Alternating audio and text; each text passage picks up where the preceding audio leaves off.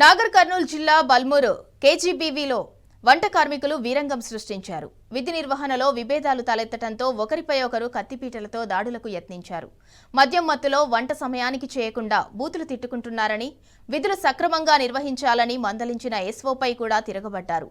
ఎస్ఓనే తమపై దాడి చేశారంటూ వంట కార్మికులు ముగ్గురు ఎదురుదాడి చేశారు. గత కొంతకాలంగా వంట కార్మికులు మద్యం తాగి వచ్చి తరచూ గొడవ పడుతూ ఇబ్బందులకు గురి చేస్తున్నారని విద్యార్థులు, అధ్యాపకులు ఆరోపిస్తున్నారు.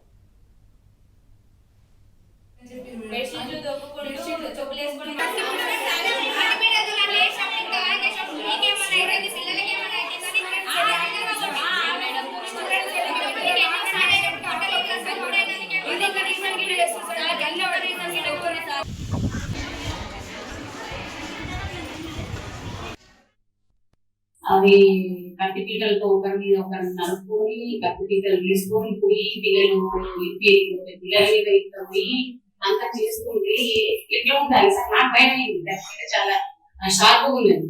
ఇంకా అది ఆమె గొంతు మీద కోసుకోవడమో ఈమె గొంతు కోసుకోవడం ఇంకేదైనా చేస్తే నాకు ఎట్లుంటుంది సార్? ఇక అట్లా అని చెప్పి ఎందుకు అట్లా తయారయ్యారు, ఎందుకు ఇట్లా సైకోగా తయారయ్యారు, నైట్ తాగి వస్తున్నారు పిల్లలు. నేను రాకముందే వస్తున్నాను, నైట్ అంతా తాగి ఏడంటే ఆడ టైలెట్ చేస్తుంది, ఏడంటే వాళ్ళకి మధ్య ఉండలేదు.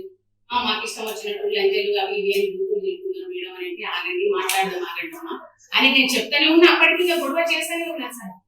ఇంకా అట్లని ఎందుకు అట్లా చేస్తున్నారమ్మా? 12 సంవత్సరాలు నా దగ్గర మీరు పనిచేసింది, ఎప్పుడు లేని ఇబ్బంది ఇప్పుడు ఎందుకు ఏర్పడింది, మీకు ఏం జరిగింది అని చెప్పేసి నా ముగ్గురికి ఎవరైతే కొట్టింది.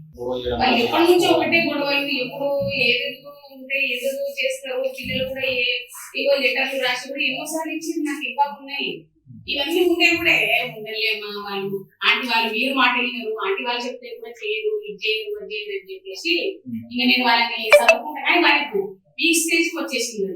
వాళ్ళు తాగి రావడము, ఆ తాగిన మధ్యలో ఏం చేస్తున్నారు అనేది కూడా నేనైతే వినలేదు, చూడలేదు సార్. నేనేం చేసినా ఈమె నన్ను కొట్టడానికి వచ్చింది. నన్ను కొట్టడానికి వస్తే నేను ఈమెను దుబ్బిన.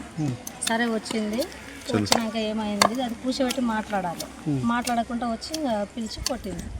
కొట్టినాక ఇంకా టీచర్ల ముందు పిల్లల ముందు గలీజ్గా మాటలు మాట్లాడింది. మీరు మంచల కొట్టిరా, గలీజ్గా ఇంకా చీరలు మీకు బట్ట కడతలేరా, మీరు ఇట్లా ఉండరు అట్లా ఉండరు, మీకు సిగ్గులు లేదు బుద్ధి లేదు, తాగుబోతు ఉండరు, తాగి వస్తారు అంటే మేము తాగి పొద్దుసానని డ్యూటీ చేస్తాము సార్. ఇలా చేయలేం కదా. నైట్ తాగిన మంచి, నైట్ వండిన మంచి తాగవచ్చు, ఎలగొట్టు, దానికి అదేం లేదు. మేము రాసి పెట్టుకొని రాలే ఇంట్లోనే చేస్తామని. నీకు మంచిగా లేకపోతే ఎలగొట్టు, కానీ కొట్టుడేంది? సరే నేను ఇవి గొడవ పడ్డాం కదా, పిలిచి రూమ్లోకి పిలిచి మీకు బుద్ధి తాగదా అని చెప్పి ఎలగొట్టేసే ఇద్దరిని.